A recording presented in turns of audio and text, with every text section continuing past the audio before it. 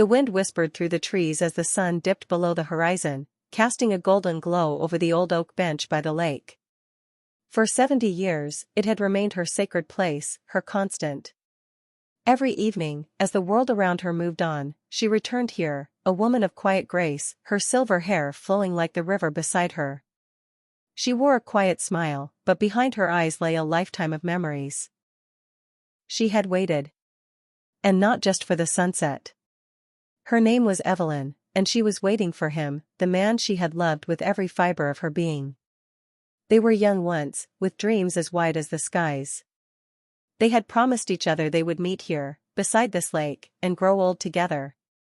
They carved their names into the bark of the old oak tree, hearts entwined, a testament to a love they believed could never end. But life is cruel in its unpredictable twists.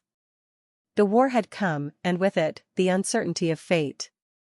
He had gone off to fight, his letters filled with promises of return. Every one of them, she read with trembling hands, holding on to the hope that one day, he would walk back to her. He never did. His letters stopped. The world around her grew heavy, and with each passing year, her heart fractured more, but she never left the bench. Even when they told her to move on, even when they said the world had forgotten him, she stayed. People came and went, children were born, and others aged, but Evelyn remained, a woman frozen in time, clinging to the past as though it was the only thing that could anchor her. The years wore on. Decades bled into each other. She never lost faith. She could still hear his voice in the rustle of the leaves, see his face in the glow of the moon, smell the faint trace of his cologne in the morning mist. She never let go. Her heart became a quiet sanctuary, an echo of the past, a heartbeat that refused to fade. Some might have called it foolish. Others might have called it tragic. But Evelyn knew something deep within her: love does not fade. It waits. It endures. And so, she waited. On her 87th birthday, the winds were different. The air felt charged with something, a vibration she hadn't felt in decades. She arrived at the bench as she always did, the weight of the years heavy upon her bones. Her steps were slower now, but they were deliberate. The sun hung low, casting a soft, golden haze over the lake, and the world felt almost still.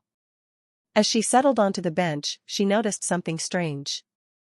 A figure stood at the far edge of the lake.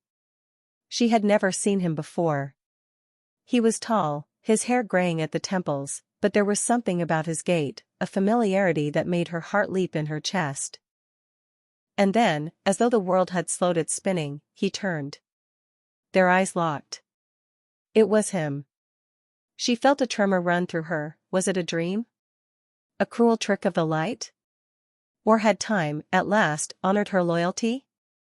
He walked toward her, each step deliberate, as though he, too, had waited a lifetime for this moment. When he reached her, he spoke softly, his voice a whisper of the man she once knew. "Evelyn, I'm sorry. I never meant to leave you waiting.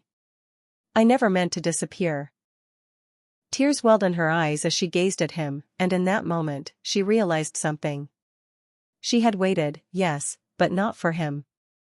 Not for the man he had been, or the promises he had made.